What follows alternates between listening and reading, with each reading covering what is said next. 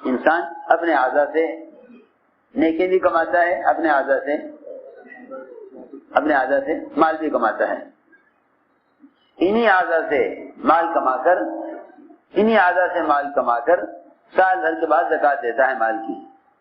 انہی اعضاء سے جو کچھ اعمال کیے ہیں ان سارے اعمال کو پاک کرا لیتا ہے رمضان کے روزے سے. اسی لیے فرمایا ہفتے سے ہفتے تک کے گناہ کے لیے جمعہ دیا گیا ہے. ہفتے سے ہفتے گناہوں کے لیے جمعہ دیا گیا ہے. سال سے سال تک کے گناہوں کے معافی کے لیے روزہ دیا گیا ہے. زندگی بھر کے گناہوں کو ایسا معاف کرانے کے لیے اس کی معنی اس کو آج ہی جنا ہو. اس طرح گناہوں سے پاک ہونے کے لیے پوری زندگی میں حج ایک مرتبہ فرض ہے.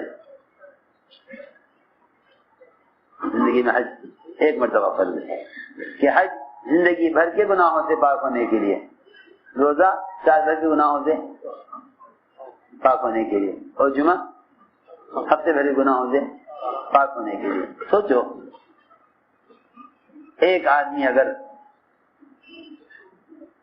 2 دن غسل نہ کرے تو اس کی حالت کیا ہوتی ہے؟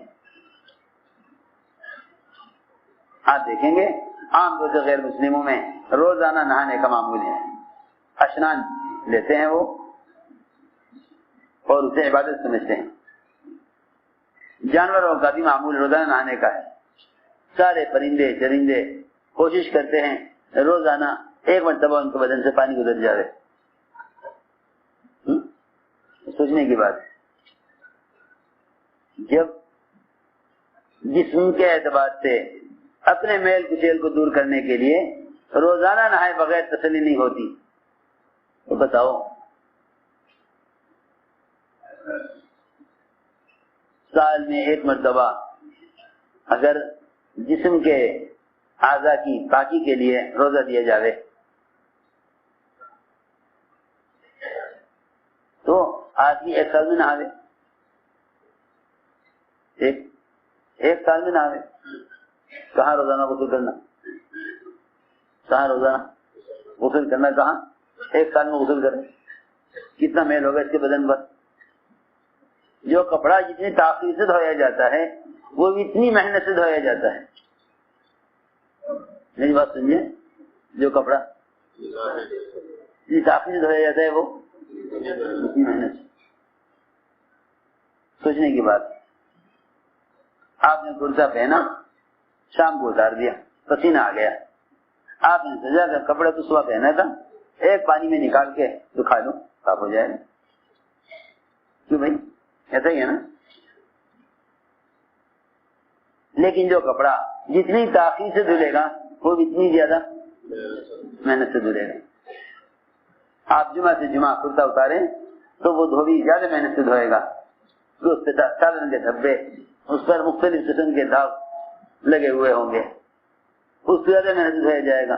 جو کپڑا صبح پہن کے شام کو اتار دیا اس سے زیادہ محنت کی ضرورت نہیں ہے. اس لیے فرمایا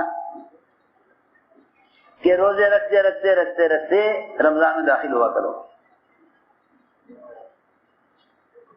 روزے رکھتے رمضان میں داخل. حضور اکرم صلی اللہ علیہ وسلم سب سے زیادہ روزے شعبان میں رکھتے. رمضان کے علاوہ جو زیادہ روزے رکھتے آپ شعبان میں. سارا ہی شعبان آپ کا روزوں کا گزرتا تھا تاکہ شعبان کے روزوں سے رمضان کے روزوں کا استقبال ہو. جس عمل کا یہ کہیں کہ جس آنے والے مہمان کا استقبال اس کی چاہت کی چیز سے نہ ہو، اس مہمان کی بے اکرامی ہوتی ہے. رمضان روزے لے کر آ رہا ہے. آپ جانتے ہیں آپ اپنے گھر میں آنے والے مہمان سے پہلے ہی فون کر کے پوچھ لیتے ہیں کہ آپ کا کھانے میں ناشتے میں کیا لینے کا معمول ہے، تاکہ آپ آنے سے پہلے اس کا انتظام ہو. آپ فلاں وقت پہنچیں گے، کھانے میں کیا لیں گے؟ آپ کے لیے آپ کے آنے سے پہلے انتظام کرنا پڑے گا. ایسے تو ہے نہیں کہ مہمان آ گیا آپ پوچھیں کہ آپ کیا کھائیں گے. کیوں بھائی؟ پہنچنے سے پہلے معلوم کیا جاتا ہے کہ آپ کا ناشتے میں کیا معمول ہے, کھانے میں کیا معمول ہے. اگر رمضان کے معمولات کا انتظام رمضان کے آنے سے پہلے نہیں ہے تو یہ مہمان آ کر پریشان ہوگا. آپ کا جو انتظام ہے وہ اس کی مزاج کے خلاف ہے, اس کی مزاج کے بالکل خلاف ہے.